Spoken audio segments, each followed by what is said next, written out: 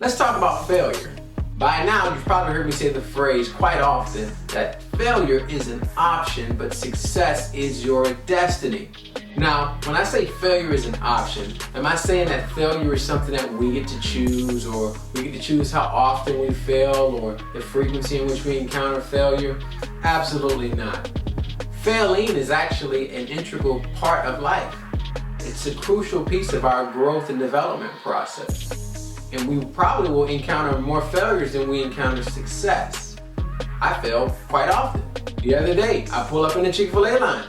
I thought the young lady was asking me if I wanted to try the special of the day. So I said, no. Turns out she was just asking if I'd like to give a name for the order. Or that time when I was in college and I thought my final exam was on a Thursday. Turns out it was definitely on a Tuesday.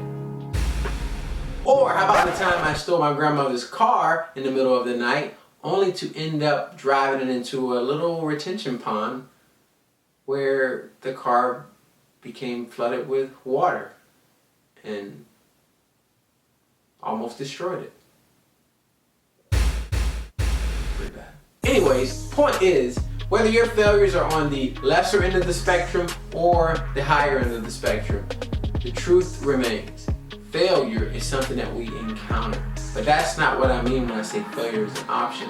The failure that I am speaking of is the mentality that we take on when we see ourselves as failures. Although some of your dreams or goals or plans have failed, that doesn't make you a failure. You see, there's the act of failing, and then there's the posture of failure.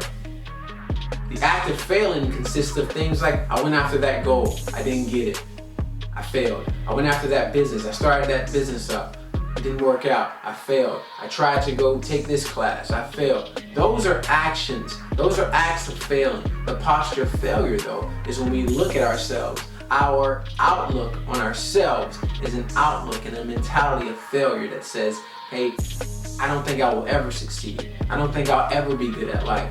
I don't think I'll ever be good enough for that person, or good enough to get that job, or good enough for whatever it is. The posture of failure causes us to shrink back, not give life to our dreams, not give life to those God-breathed, purpose-driven aspects of our life that have been engraved on our heart. That is a posture that is optional. If I can transform your mentality around how you look at failure, then I can increase your receptiveness to enduring tough seasons and times when everything is not going the way that you want it to go. And if I can increase your receptiveness in those seasons, then that can in turn transform the way you respond. And if the way you respond transforms, then ultimately your life begins to change. Because no matter what you encounter, your resiliency, your vision remains clear, because you know at the end of this trial, at the end of this tough season, success is on the other side. My destiny is on the other side. My life purpose is on the other side. That is the Joshua mentality. Just fight a little longer, my friend. It's all worth it in the end. But when you got nobody to turn to, just hold on and I'll find you.